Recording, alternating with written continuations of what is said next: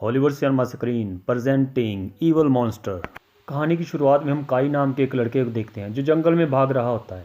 काई के बारे में कोई भी नहीं जानता कि वो कौन है और कहाँ से आया है, लेकिन जापानी लोगों का मानना है कि शैतानों ने उसे तेंगो जंगल के बीच में पाला था। अब काई दौड़ते दौड़ते थक जाता है, आगे जाके एक नाले में गिर जाता है। इसके कुछ देर के बाद सैमुराई वैसी उसे देखता है, लेकिन फिर हम देखते हैं कि काई के सर के पिछले हिस्से में एक साइन बना होता है, जिसकी वजह से वो उन्हें शैतान की फौज का एक सिपाही लगता है, जिसकी वजह से वो लोग उसे मारने की कोशिश करते हैं। लेकिन उसी वक्त उनके राजा आकर उनको रोक देते हैं, क्योंकि उसे काई के अंदर कुछ खास नजर आया था। इसलिए वो उसे अपने इलाके में ले जाते हैं और वो राजा उसको अपने घर में ले आता है, जहाँ पर उसकी बेटी उसकी देखभाल करती है। लेकिन असानो नहीं चाहता कि वो उनके इलाके में रहे, क्योंकि वो पूरी तरह से जापानी नहीं है। इसलिए काई अब उनके राज्य से थोड़ा बाहर एक छोटी सी झोंपड़ी में रहने लगता है। अब यहाँ धीरे धीरे काई और मीका एक दूसरे को पसंद करने लगते हैं और वो एक दूसरे को चाहने लगते हैं, जबकि असानो राज के लोग उसे अब भी आउटसाइडर ही मानते हैं, जबकि काई असानो के लिए कुछ भी करने के लिए तैयार रहता है। और इस तरह से अब देखते ही देखते 10 साल गुजर जाते हैं और काई अब यहाँ पर बड़ा हो जाता है। और फिर एक दिन कुछ सैमुराइज इस जंगल में से गुजर रहे होते हैं और उनके ऊपर एक बड़ा खौफनाक सा क्रिएचर हमला कर देता है। अब वो सब सैमुराइज मिलकर उस क्रिएचर को काबू करना चाहते हैं, उसको पकड़ना चाहते हैं, लेकिन वो उन किसी के भी काबू नहीं आता और उन सब पर हमला कर देता है। इस दौरान बहुत सारे लोग मारे जाते हैं, लेकिन सैमुराइज अभी भी उसको पकड़ना चाहते हैं। और जब ये सब कुछ हो रहा होता है तो काई भी ये सब कुछ देख रहा होता है और वो अपने घोड़े पर बैठकर उस क्रिएचर के सामने आने लगता है। और इस सब कुछ के बीच में जब वो क्रिएचर एक सैमुराई को मारने ही वाला होता है, काई वहां आ जाता है और वो अपनी तलवार से इस क्रिएचर को मार देता है। और काई जब उस सैमुराई के सामने जाता है तो वो सैमुराई काई से कहता है, तुम्हारे हाथों बचने के बजाय अगर मैं मर जाता तो वो मेरे लिए ज़्यादा अच्छा होता। ये सुनकर काई को बहुत बुरा लगता है। तभी उसकी नज़र एक वहाँ पर सफ़ेद लोमड़ी पर जाती है। उस लोमड़ी की एक आंख का कलर ब्लू और दूसरी का ब्राउन होता है और उसी दौरान वहाँ पर उनका राजा भी आ जाता है। यहाँ पर राजा को लगता है कि उस क्रिएचर को इस सैमुराई ने मारा है और वो सैमुराई भी किसी को सच्चाई नहीं बताता। और फिर राजा उस क्रिएचर का एक सींग सम्मान के तौर पर उस सैमुराई को दे देता है। और उसी वक्त राजा के सबसे करीबी सिपाही की नज़र काई के हाथों पर जाती है, जिस पर खून लगा होता है, और वो समझ जाता है कि इस क्रिएचर को काई ने मारा है, लेकिन वो बिल्कुल खामोश रहता है और किसी को कुछ नहीं बताता। उसके बाद हम देखते हैं कि साथ वाले किंगडम के राजा ने, जिसका नाम के कीरा है, उसी ने इस हमले को करवाया था। कीरा ने ये सब कुछ एक जादूगरनी की मदद से करवाया होता है और वो ये चाहता है कि वो इस जादूगरनी के साथ मिलकर उनके किंगडम को हथिया ले। उसके बाद हमें पता चलता है कि 2 कलर की आंखों वाली वो लोमड़ी असल में यही जादूगरनी थी। अब जादूगरनी कीरा से कुछ दिनों बाद शुरू होने वाले फेस्टिवल के बारे में बात करती है। अब कुछ दिन के बाद वो फेस्टिवल शुरू हो जाता है और इस फेस्टिवल में सभी किंगडम्स के राजा और लोग आए हुए थे। और यहाँ पर सोगा भी होता है, जो कि सबसे बड़े किंगडम का राजा होता है। और काई भी चुपके से इस फेस्टिवल में आया होता है। और काई यहाँ पर उस जादूगरनी को देखता है, जिसकी दोनों आंखें उस लोमड़ी के जैसी थी। और काई समझ जाता है कि वो लोमड़ी दरअसल में यही जादूगरनी थी। जिसके बाद काई वैसी को बताता है कि वो लड़की असल में जादूगरनी है और वो कीरा के लिए काम करती है। और वो वैसी को बताता है कि वो क्रिएचर वाला हमला कीरा ने ही करवाया होगा, लेकिन वैसी उसकी बातों को नज़रअंदाज कर देता है। और यहाँ वैसी काई को याद दिलाता है कि वो जापानी नहीं बल्कि एक आउटसाइडर है और यहाँ पर जो कुछ भी हो रहा है उसके बारे में उसे ज़्यादा परेशान होने की ज़रूरत नहीं। जिसके बाद काई पूरी तरह से शांत हो जाता है। अब अगले दिन यहाँ पर टूर्नामेंट शुरू होने वाला था और यहाँ पर कीरा के कबीले का सैमुराई एंट्री करता है। दूसरी तरफ काई के कबीले का जो सैमुराई होता है, तभी वहाँ पर वो जादूगरनी लोमड़ी के भेस में आ जाती है और सैमुराई को बेहोश कर देती है। अब काई उस सैमुराई को देखता है, जिसकी की हालत काफ़ी ख़राब होती है, जो कि बेहोश हो जाता है। अब काई यहाँ पर समझ जाता है कि अगर राजा सानो के पास कोई फाइटर नहीं होगा तो उसकी वजह से उसे बहुत शर्मिंदा होना पड़ेगा। और फिर काई बिना देरी किए उस सैमुराई के कपड़े पहन लेता है और चेहरे पर एक मुखौटा भी लगा लेता है। और फिर काई मैदान में आ जाता है और दोनों के दरमियान लड़ाई शुरू हो जाती है। फिर यहाँ पर दोनों एक दूसरे से शानदार मुकाबला करते हैं और फिर लड़ाई के दौरान अचानक काई के चेहरे से मुखौट उतर जाता है और काई का चेहरा सबके सामने आ जाता है और सब लोग उसे देखकर बहुत हैरान होते हैं। और किंग असानो भी उसे देखता है और बहुत हैरान होता है। वो सोचता है कि सैमुराई की जगह पर काई कैसे आ गया। और ये सब देखकर सोगन, जो बड़ा किंगडम का बड़ा राजा होता है, उसको अपनी बहुत बेइज्जती महसूस होती है कि एक सैमुराई की बजाय एक आउटसाइडर उनके सैमुराई से फाइटिंग कर रहा है। इसलिए अब सोगन यहाँ पर बाकी सैमुराई को काई को मार देने का ऑर्डर दे देता है।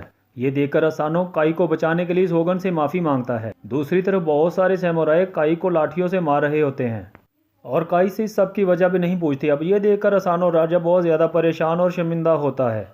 उसके बाद वो जादूगरनी जिसका के नाम अजुकी है वो कीरा से कहती है कि मुझे राजा असानो की कमज़ोरी का पता चल गया है। उसके बाद वो जादूगरनी अपने मुंह से लिक्विड निकालकर उसको एक मकड़ी में बदल देती है। उसके बाद वो जादूगरनी अपने जादू के जोर पर राजा सानो के कमरे में आ जाती है जहां पर वो आराम से गहरी नींद सो रहा था। फिर हम देखते हैं कि वो मकड़ी राजा सानो के होंठों पर चल रही होती है और उसका जहर राजा सानो के मुंह में चला जाता है। फिर थोड़ी देर बाद राजा सानो को लगता है कि कीरा उसकी बेटी के कमरे में है और उसकी बेटी के साथ ज़बरदस्ती कर रहा है। ये देखकर फ़ौरन से वो अपनी तलवार लेकर कीरा के कमरे में चला जाता है और वहाँ पर वो कीरा और मीका को एक साथ देखकर बहुत हैरान होता है और कीरा पर हमला कर देता है। अब राजा सानो कीरा को अपनी तलवार से मारने ही वाला होता है कि उसी दौरान वैसी उसे आकर पकड़ लेता है, जिसके बाद पता चलता है कि ये सिर्फ राजा सानो का भ्रम था जो कि उसे जादूगरनी अजुकी की वजह से हुआ होता है। जबकि कीरा तो अपने कमरे में बिल्कुल अकेला होता है। अब बगैर किसी वजह से राजा ने कीरा पर अटैक किया था और इस जुर्म की बर्दाश्त में सोगन उसे सेपू सज़ा सुना देता है। और जापानी समुराई के हिसाब से ये एक ऐसी सज़ा होती है जिसमें जुर्म करने वाला अपनी मर्ज़ी से अपनी जान ले लेता है। अब राजा सानो और वैसी अच्छी तरह से जानते हैं कि ये सब कुछ राजा कीरा का ही किया धरा है, लेकिन बिना किसी सबूत के वो कीरा पर इल्ज़ाम नहीं लगा सकते थे और अगर वो सोगन के फैसले के खिलाफ गए तो इसकी सज़ा किंगडम के बाकी लोगों को भी भुगतना होगी। असानो अपने किंगडम और अपनी बेटी मीका की हिफाजत की जिम्मेदारी वैसी को दे देता है और खुद सोगन की दी हुई सज़ा के लिए तैयार हो जाता है। अगली सुबह राजा मीका को अलविदा कहता है और एक असली जापानी सैमुराई की तरह अपनी जान ले लेता है। ये देखकर मीका बहुत रोती है और इससे पहले कि इस राजे के सैमुराई अपने राजा का बदला ले सकें, सोगन यहाँ पर शांति बनाए रखने के लिए मीका और कीरा की शादी 1 साल बाद करने का ऐलान कर देता है और उनका किंगडम भी पूरी तरह से कीरा को दे दिया जाता है। और अब सैमुराई आपस में ना लड़े, सोगन उनसे हथियार लेकर उनको किंगडम से बाहर बच जाने का आर्डर दे देता है ताकि वो कभी भी अपने राजा का बदला ना ले सकें। और अब सोगन के जाने के बाद कीरा अपना असल रंग दिखाना शुरू कर देता है। वो वैसी को राजा की मौत का बदला लेने से मना करता है और काई को गुलाम बनाकर वहाँ से दूर भेज दिया जाता है। और उसके बाद फिर वो वैसी को 1 साल के लिए कैद करने का हुक्म दे देता है और बाकी के सैमुराई को वहाँ से दूर भेज देता है और वो सभी सैमुराई को वापस ना आने के लिए कहता है। और उसके बाद देखते ही देखते 1 साल गुजर जाता है और उसके बाद अवैसी को जेल से रिहा कर दिया जाता है और उसको एक दूर के गांव में भेज दिया जाता है। लेकिन अब यहाँ पे चूँकि वैसी ने राजा से वादा किया था कि वो मीका का और उसके किंगडम का ख्याल रखेगा, अब उसकी बीवी मीकू उसे बताती है कि कीरा मीका को अपनी हवेली ले गया है और अब वो बहुत जल्द मीका से शादी भी करने वाला है। अब वैसी का इस सैमुराई वैसी को बताता है कि काई को बहुत दूर गुलामों की मंडी में बेच दिया गया है और उसके बाद वो इस सैमुराई को काली झील पर इंतज़ार करने के लिए कहता है और ख़ुद वो काई को आज़ाद करने के लिए उस जगह पर जाता है जहाँ पर गुलामों के खूनी मुकाबले करवाए जाते हैं। यहाँ वो देखता है कि बहुत ही खौफनाक पहलवान से काई का मुकाबला हो रहा है, जबकि काई तलवार चलाने में बहुत टैलेंटेड होता है, जिसकी वजह से वो बड़ी आसानी के साथ उस दियोनुमा इंसान को मार देता है।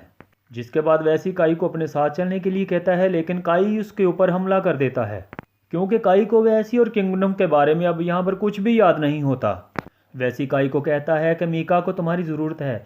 मीका का नाम सुनते ही काई को सब कुछ याद आ जाता है और वो उसके साथ चल पड़ता है और वापसी पर वैसी काई से माफ़ी मांगता है क्योंकि वो अब तक उसको गलत समझता आया था। उसके बाद वो काई को कीरा के खिलाफ लड़ने और अपने राजा का बदला लेने के लिए कहता है, जिस पर काई भी बिना कुछ कहे मान जाता है। और अब अगली सुबह वैसी और काई उस जगह पर जाता है जहाँ पर सभी सैमुराइज होते हैं और वो सब मिलकर राजा की मौत का बदला लेने की कसम खाते हैं।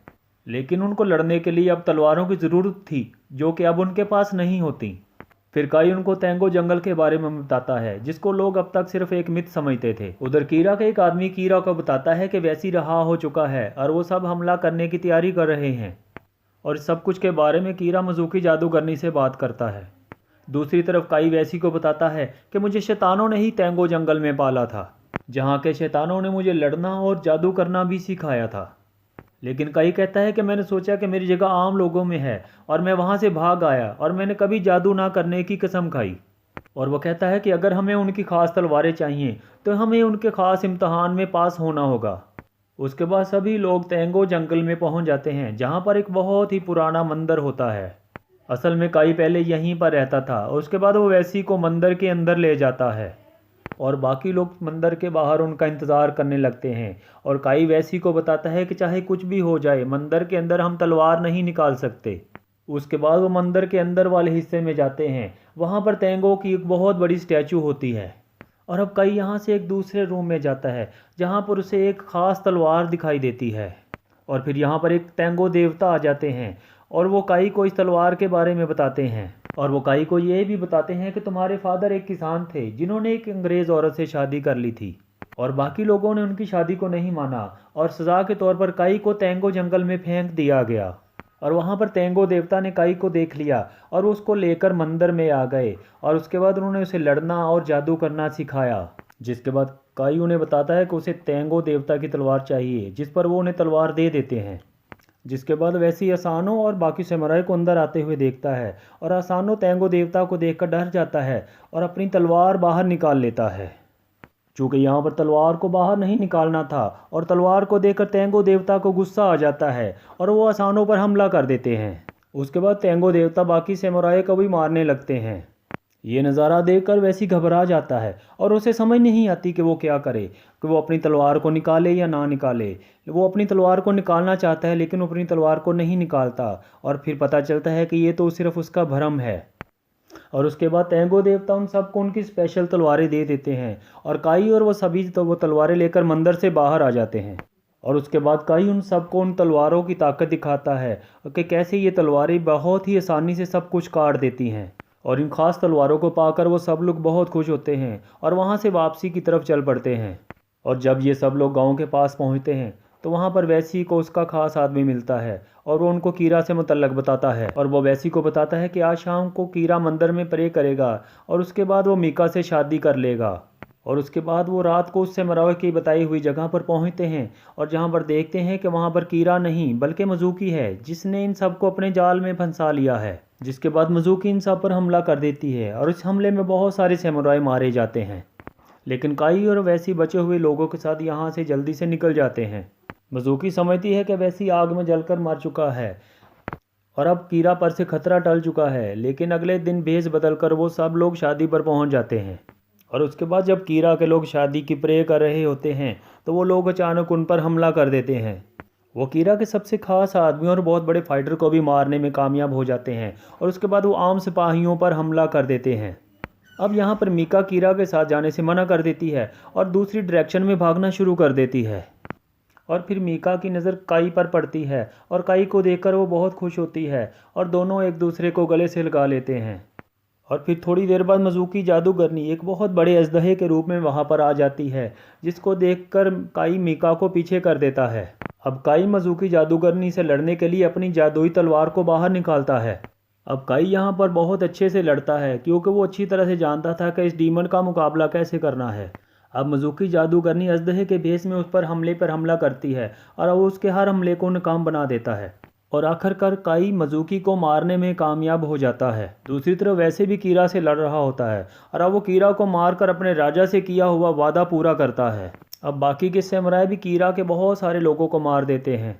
इसके बाद वैसी कीरा के लोगों को कीरा का कटा हुआ सर दिखाता है और बाकी के सब लोग भी सरेंडर कर जाते हैं। और अब अगले दिन काई और वैसी और सभी लोग सानो की कब्र पर जाते हैं और फिर उसके बाद वहाँ पर सोगन आ जाता है और उसके आर्डर के ख़िलाफ़ जाने पर सब लोगों को उसके सामने सरेंडर करना पड़ता है। उसके बाद सोगन उन सब पर बहुत ज़्यादा गुस्सा करता है और उन सबको फांसी की सज़ा देने की बात करता है। लेकिन उन सब ने चूँकि ये अपने राज्य को बचाने के लिए किया होता है इसलिए वो वैसी के बेटे को छोड़ देता है ताकि वैसी की नस्ल आगे भी चलती रहे। उसके बाद सोगन उन सबको सेफू की मौत मरने का ऑर्डर दे देता है ताकि वो सब लोग इज्जत की मौत मर सकें। उसके बाद वो इस किंगडम को मीका के हवाले कर देता है। लेकिन मरने से पहले मीका और काई एक दूसरे को गले लगाते हैं और अगले जन्म में एक दूसरे को खोजने का वादा करते हैं। और अगली सुबह काई और 47 सैमुराइज अपने आप को सेक्रीफाइस करते हैं और अपनी जान ले लेते हैं। और इसके साथ ही ये मूवी यहाँ पर ख़त्म हो जाती है। Thanks for